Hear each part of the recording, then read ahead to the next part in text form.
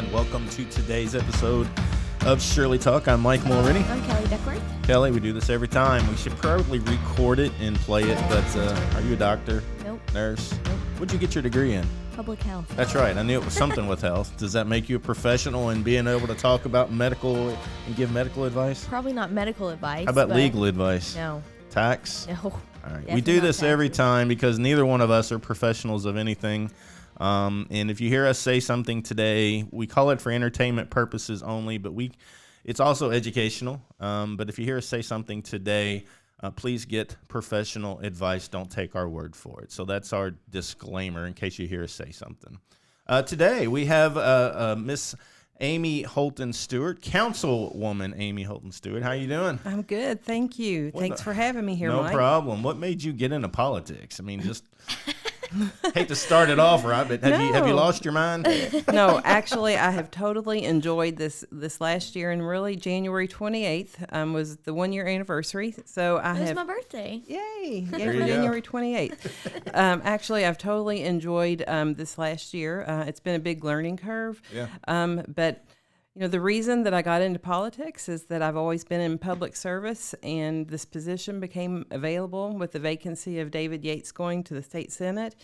And I thought it was just a great opportunity to continue my public service and to try to better the south end of Louisville, south and southwest Louisville, because I feel like it's just always been an area that's never gotten its fair share. So I want to be out there fighting for southwest Louisville. Well, you're doing a great job. Thank you. You got big shoes to fill with David leaving on and Absolutely. doing other things Yes. in the Senate. But I always ask people.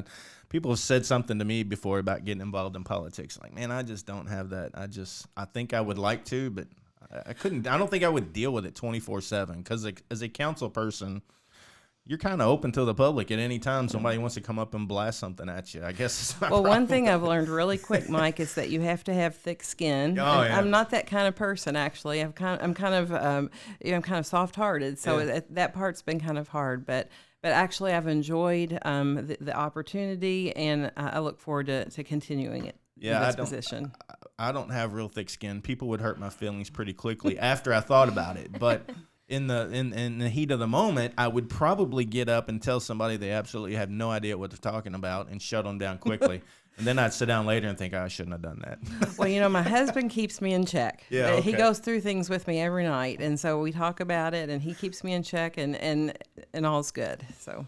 Well, I just thank you for coming today. I didn't You're want to very put you on the welcome. spot. I was just always No, asked no. why in the world have people got into politics, but thank you for your service. Mm-hmm. But today, you posted probably a month ago now. We've been trying to get you on here. Mm-hmm.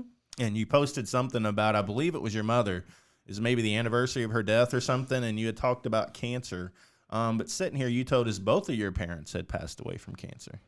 That's right. It's been a rough 10, 11 years. Yeah. And both my parents, my mother passed away just this past year, and what you may have seen on Facebook was just her birthday. That I was, her first birthday, without her being here with us. So she passed away in June of 2021, and then my father passed away in 2019, in July of 2019. So I lost both my parents to a disease, a cancer called myelofibrosis. They both had that? They both had the exact same kind of cancer. It's very rare. It's a bone marrow cancer, a very painful disease to have to go through.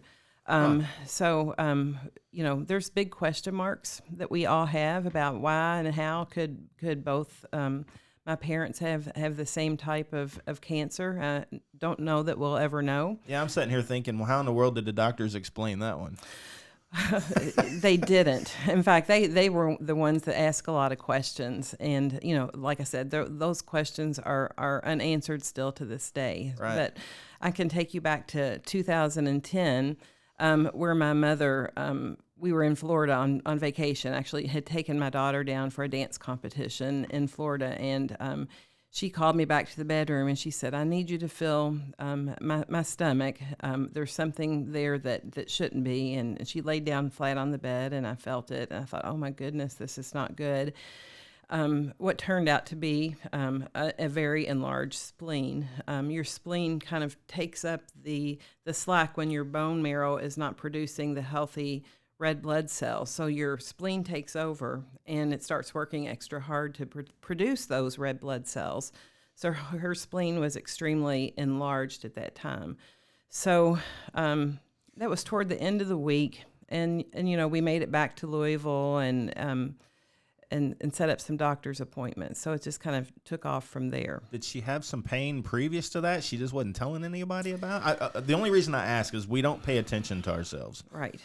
If you've got something that you think is abnormal, don't play it. Don't write it off. Go talk to somebody and have them check. So you didn't know about that? She didn't notice any pain in her bones, but the symptoms, I look back now, she had lost weight, unexplained weight loss. Yeah. However, her stomach was enlarged, which was not like her. My mother was always tall and thin, and a very beautiful woman, and held her weight well. But she had become visibly thinner in her shoulders, and just didn't look healthy. So then when her stomach started protruding, then, of course, she's the one that noticed, the lump in her stomach. Mm. So anyway, we made it back to Louisville. And, of course, she had another trip to go on with my brother to Boston. And so while she was gone, I set up some doctor's appointments for her. And after a series of testing, they first of all thought it was lymphoma. Because this disease is so rare that really the doctors didn't know how to. She was lucky. She had that rare cancer that everybody talks about. Right. So anyway, so she met with some oncologists here in Louisville, where they were able to do. She had to have a bone marrow biopsy, which is very painful. Yeah. And they took that slide and came up with a diagnosis of myelofibrosis. I've never heard of that. Yes, not many people have. And so during that time, internet was still kind of slow. Yeah. And our options were, from the doctor at that point had really said, she has about a year to live. Of course, this was 2010.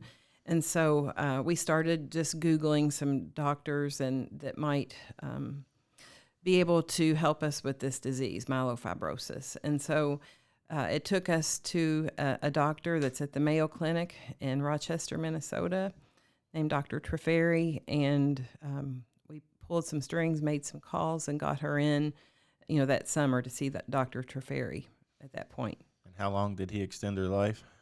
10 years. That's what I thought you said earlier, but when you said 2010 is when she found it, I thought, man. Wow.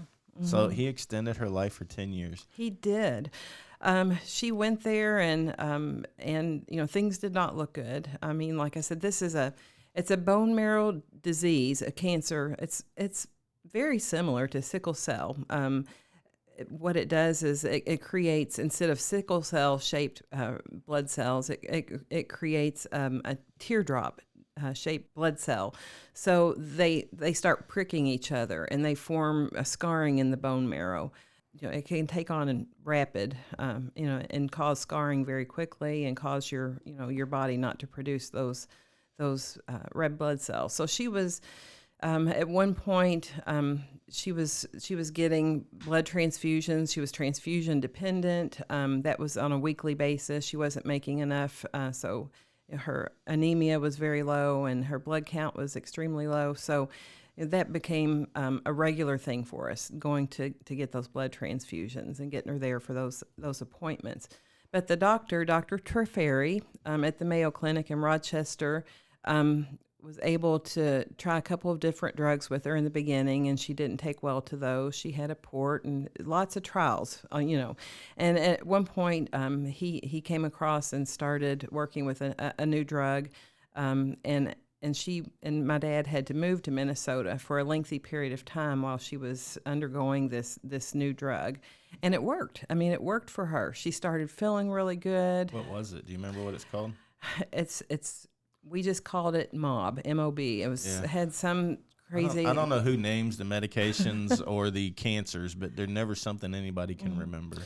Well, when Mother passed away last year, there were just a handful of people still on this drug. They never, they never approved it. The FDA never approved this drug, but it did extend her life, and I felt like it was a success for her. How did they not approve it if they've seen it given someone 10 years of life? Mike, that is a huge question that we still have. My brother and I even called the drug company, the pharmaceutical company that was sold to another pharmaceutical company in Canada.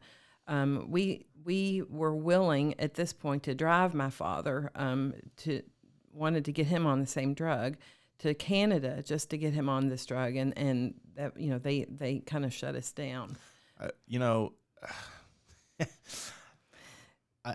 You're in politics, so don't get offended because this is equal. I'm okay. Our government wears me out. It does. How can they not look at that and say, I mean, there's got to be other success stories besides your mom of this drug. It extended her life 9 more years. Well, who in their right mind wouldn't look hard at this drug and say, this probably needs to be approved? Well, we certainly weren't the right people at the time to be advocating for this drug. That seems to be a connection between the doctors and their studies that they do, and the pharmaceutical companies and the FDA.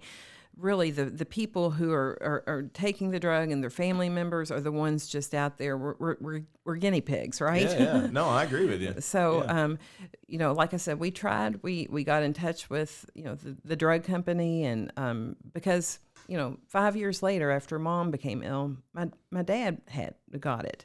But he didn't get 9 more years of life. No, he didn't, because the trial for that particular drug had closed. That aggravates me so bad. This is the truth, Mike. Oh, I know. I don't doubt it at all. The trial had closed. It's unbelievable. And Dad was never afforded that same opportunity that my mother was.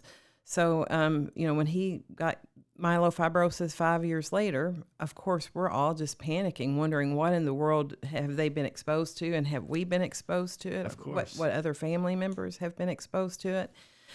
Anyway, Dad didn't do well. They never found a drug that made him comfortable. He was in a lot of pain, whereas Mother was able to get around a lot better and tolerate the disease better than my dad did. He was like I said, in lots of pain, sat in his chair all day and moaned and groaned, and the whole it was not fun to watch. It's a terrible disease. Disease, and so his life did not end well. If I ever got into politics, it's going to be because I really feel that we've got to change gears on some of this stuff, and that's the only people that's going to make a difference. I really thought President Biden, given that his son died from brain cancer, I really thought, and he brought it up. Actually, Trump brought it up too, that they're really going to push for more cures for cancer. And neither one of them have done a thing that I see. Maybe I'm wrong.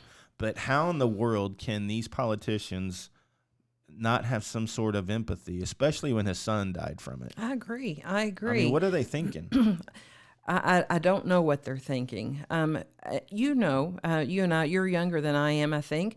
But you know and I know that cancer was not as... it didn't affect as many people back in this. No, I mean, people had cancer. Yes, I mean, my grandfather died of lung cancer, but he was a smoker. That doesn't excuse it, but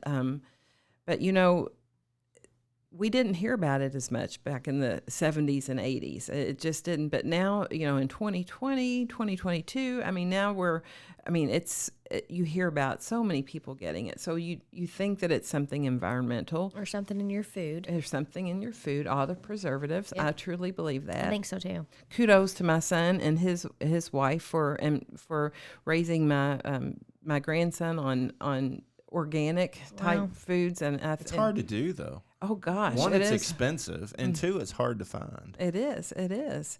But they're doing it at 100%. So I think that's a... Yeah, I mean, you garden your own food and do everything. And I made a joke the other day that I might have to start having my own cattle. And it's probably cheaper, and honestly. Yeah, it really just buy a whole cow. And cleaner, probably too. Yeah. But think about your grandparents and stuff that didn't get cancer. I mean, Well, they all had gardens. yeah, they all raised their own Which is so food. funny. I was driving home from a meeting yesterday, and I thought I'm going to drive by my grandparents' old house. They lived on Euclid Avenue, right Yeah. there off Dixie yeah. Highway. I know where that's And at. my grandfather used to have the most beautiful garden that you could ever imagine. And as a child, that was like my fondest memories. He had every fruit tree, grapes, anything that you can imagine in the most beautiful garden. I thought, well, I'm going to drive by that house. I haven't seen it in years. And I drove by that just yesterday. But I remember my grandmother, the time that she spent freezing and canning all of that food, and that's what they ate. And we ate there a lot. I spent a lot of time there growing up. My dad so. still does that. Your dad does too. Yeah, my dad does a lot of gardening and canning. But yeah, my grandpa, the same thing. There was an open lot, and they bought it back in the 70s, and it turned into a huge garden. But yeah, I mean, I don't know. You do know, I've had some doctors. Actually, I was in a City of Louisville meeting one time several years ago, and it was a health department. I don't even know why I was there. I have no idea.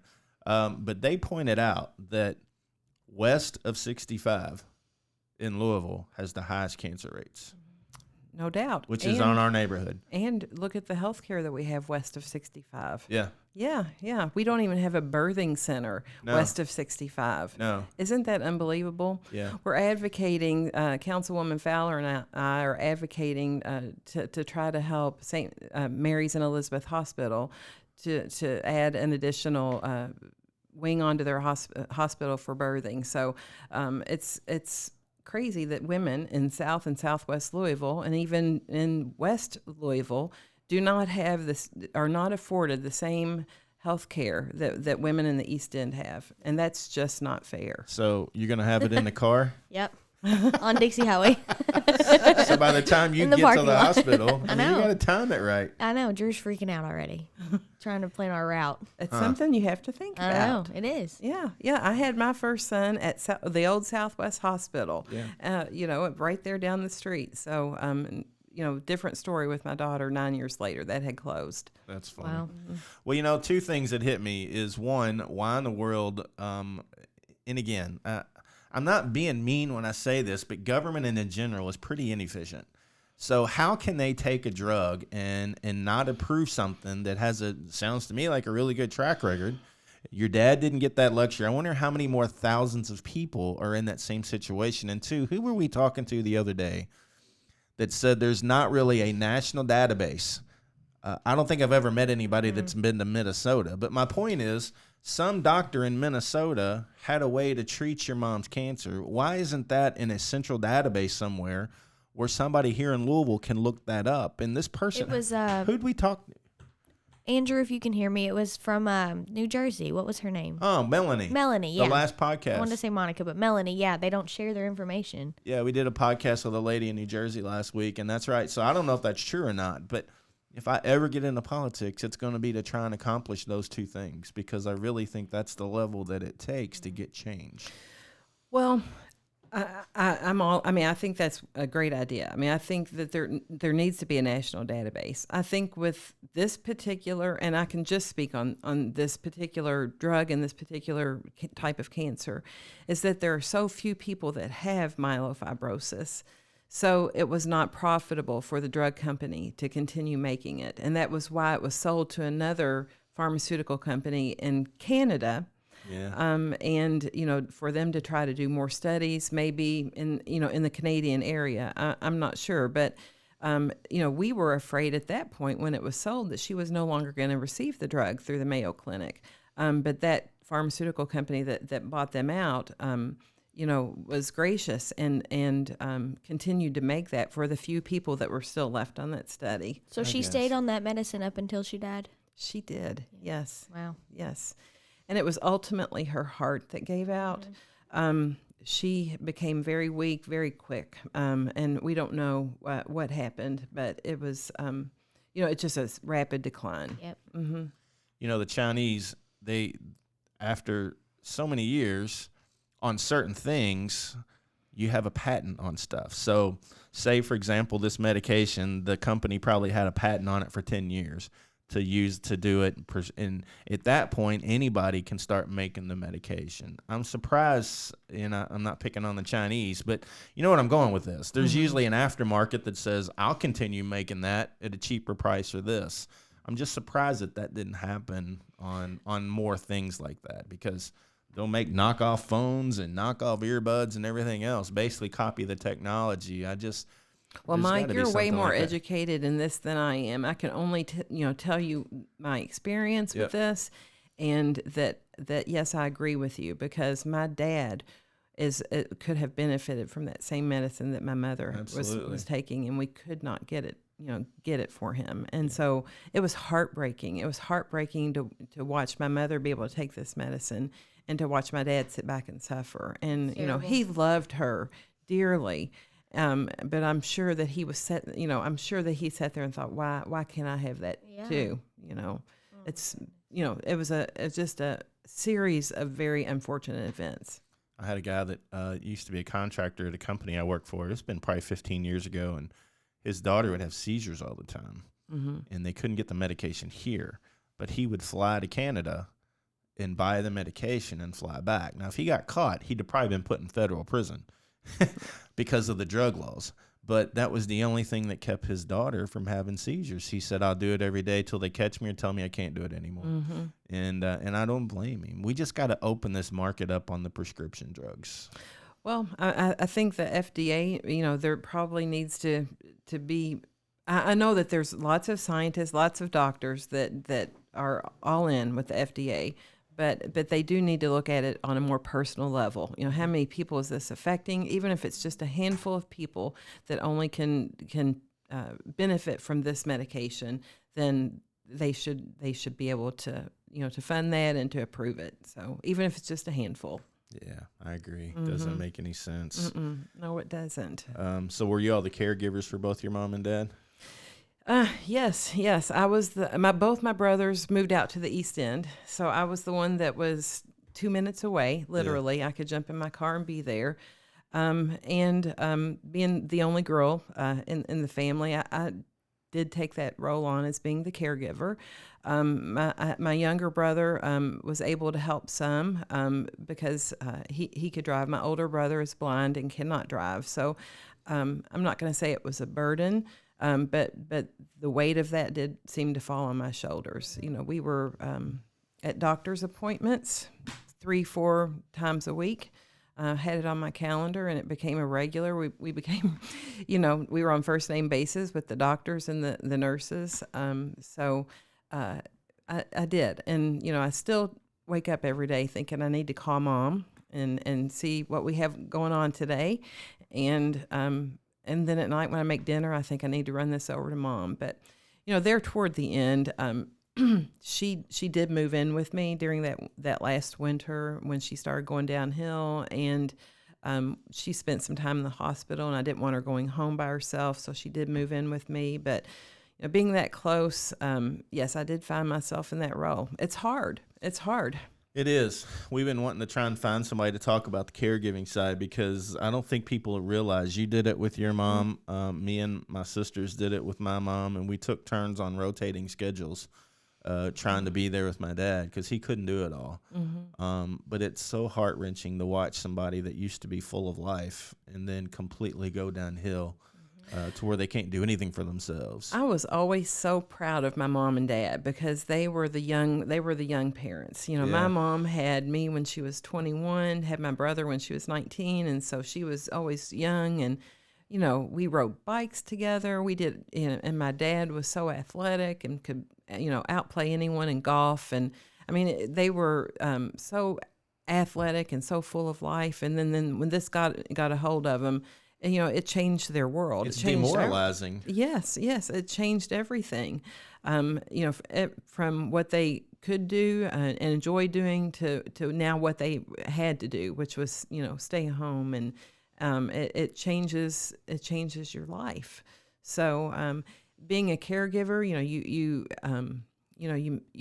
tend to miss a lot of other family events with your kids, or you might miss more work. I found myself when Mom had to make trips to the Mayo Clinic because she had to go. Once she was, they found the drug that fit her and that she was responding to, had to go every 3 months back to Rochester, Minnesota, so that she could be checked over by the doctor, and it was part of the study, so that they could give her medicine. So it was an every 3-month trip.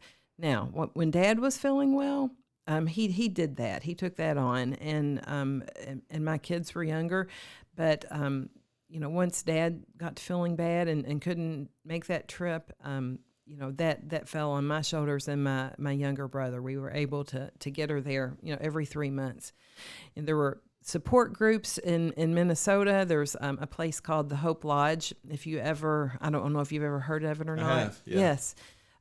What a wonderful place, because it's also a financial burden if you have to travel every 3 months to Rochester, Minnesota, whether it's by plane or car. Find hotel rooms, but they have a lodge there for cancer patients to be able to stay while they're receiving their treatment there at the Mayo Clinic. So hats off to them. They were always very, very good to my mom and dad. Yeah, I've heard of them. I think, is that the one that It's through the American Cancer Society. Yeah, I didn't know that's who funded it or helped with that. That's good to know. I'll stop picking on them some. But yeah, that's good. But yeah, it's a horrible thing to watch. Like you said, the parents are so active. I consider mine and my wife very active parents, and willing to do anything and go places and play. But yeah, what do you do when you can't do that anymore? What do you do? I don't know. My dad watched a lot of news. He was, and maybe that's where I got some of my political aspirations. He was definitely would sit there, and if you came in during his regular program, he didn't like it. He didn't like to be bothered, but he liked to watch a lot of news. Mom got to where she was using a walker and would piddle around the kitchen and cook some, but they didn't leave the house a lot. Yeah. Well, it's horrible. So they never decided or determined that, you hear you can't pass cancer from one another, but it's interesting. They both had the same one. It just doesn't add up to me. No, Mike, I think it was environmental. Honestly, I think that they were both exposed to something, and maybe their children were exposed to it as well. Here's my theory. It's this very random thought, but I've thought about it a long time. The house that we grew up in, we moved there in 1972. So that would have, I was 7 going on 8 years old, was a house that was built there in Prairie Village. But before that house was built, there used to be a pond there. Really, just kind of backs up to where you live. Yeah. If you knew that there was a pond there. Yeah, Pond Creek. Yeah. So there was a real pond that backed up to Crest Ridge and Valley Station, kind of right in there. And before they built some of those houses there, they filled that dirt in. They filled it in with dirt. And I wonder if that wasn't a toxic type dirt. I don't know. This is just a theory of mine, just thoughts of mine. And that, when we moved into that house in 1972, my mom and dad, they took the basement and lived in the basement because my brother had just lost his sight. And they wanted him to have the upper floor and be able to move around that easily. So they stay. I just wonder if there wasn't some type of radon. Those things just weren't talked about in the early 70s. Yeah, I don't know. This is my whole degree here. Yeah, this is literally like Flint, Michigan, and the water crisis and all that stuff. So what do you think? You need to go test the dirt. Test the dirt. That's exactly what it sounds like. Yeah, I don't know. Well, they talk about lead paint and things back in the old houses and all of that causing cancer too. Yeah, you live in an old house. I do. We all do, actually. I didn't eat the paint, though. All of the houses in our areas were probably built in the 50s and 60s. So mine was 50s. Mine was 60s. So I don't know. That's just a theory of mine. Well, whether or not that was the root cause. We, like I said, we will never know unless you want to go test the dirt. Yeah. Or think about Rubber Town and all those people that live over there and all the chemicals that they're breathing every day. I didn't know that's what your degree, and I knew your degree was in health. I didn't know what it was used for. That was a little smidge of it. Environmental health was a big part. And then you got sucked into a charity. Yeah, public health. I feel like it's a good role. That's a great fit. I don't know how it worked, but it did. We kept asking the doctor how my mom got liver cancer because she didn't drink, didn't smoke, But my dad drank and smoked in the house. It could have been secondhand smoke. I don't know. But he said he didn't think it was that. He thinks my mom was a kind of a hypochondriac. Always went to the doctor, and they kind of think that there was a drug somewhere along the line that she may have taken that could have caused it. Yeah, the liver cancer. But that's his theory on it. But she drank, and I'm bad about this. I think about it all the time as I'm drinking. But she drank Diet Pepsi 24/7. Wow. And having liver cancer, I always wondered if, you drink so much of something like that. And I'm horrible with Diet Mountain Dew. I've got to watch that, but I just don't like regular water. But yeah, she drank it all the time. And I'm just like, man, I wonder if that had anything to do. That's kind of how I feel. I have a lot of questions. I wonder if that had, anything to do with them getting that.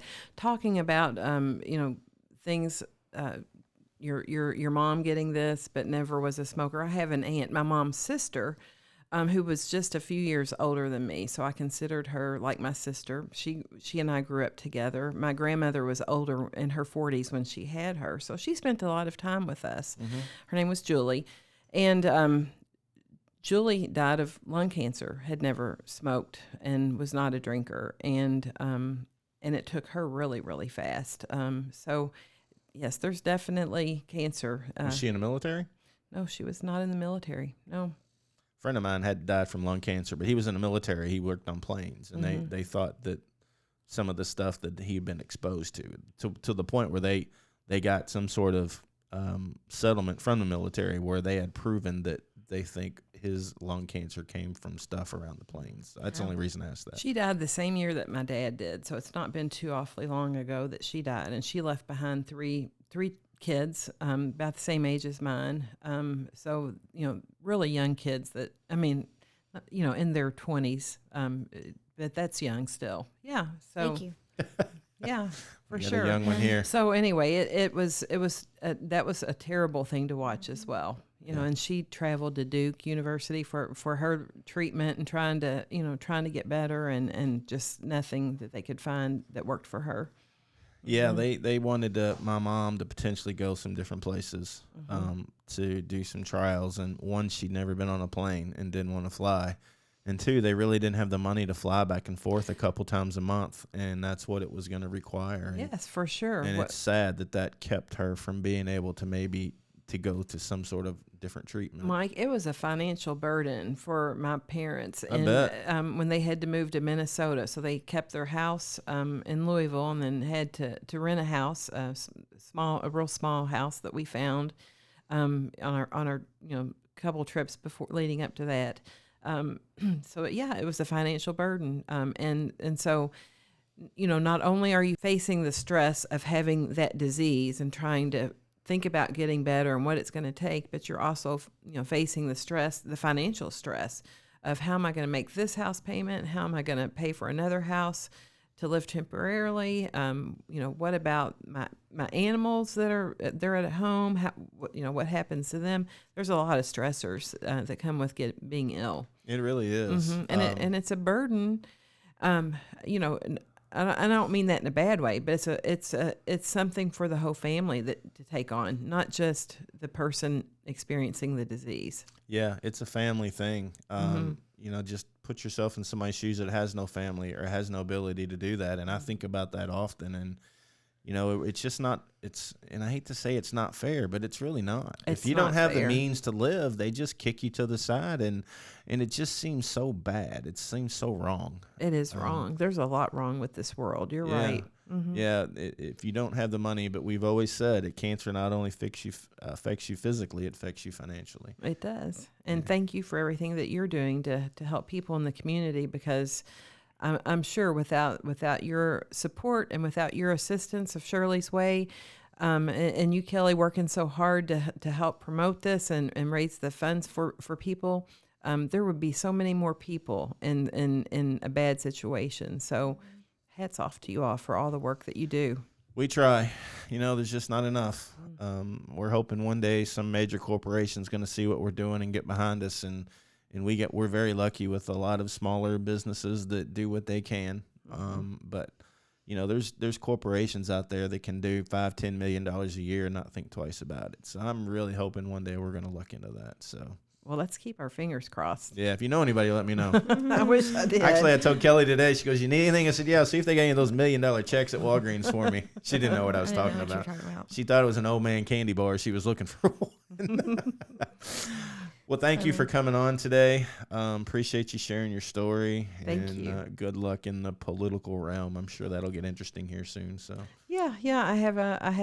I'm up for re-election this year. So, I'm, going to work very hard and just do the best that I can to serve the people in Southwest Louisville. Yeah, that's all you can do. You know, for sure. So many people have their own agendas and they get in it for the wrong reasons. You seem like you've got the heart to do it and want to do it for the right reasons. So, well, I really truly want South and Southwest Louisville to get their fair share. Yeah. And working on a few projects right now, but and I could talk about some things that I've done, but that's not why I came here today. But I am keeping my focus on that area. So thank you. You have our vote. Oh, thank you. Thank you so much, Kelly. All right, Kelly, how can people help us out? Sure. Go to shirleysway.org. Sign up to become a $10 monthly donor, if you will. If you're a small business, they've been donating $100 a month, so we're grateful for that. We have raffles. We're going back live starting today, actually, but you can still get your tickets online. queenofheartslive.org, jokerswildlive.org, and wheelofcashlive.org. So Monday, Wednesday, Friday, 3 chances for you all to win some money and help out Shirley's Way as well. Sounds good. Thanks so much, and we'll see you all the next time. See ya.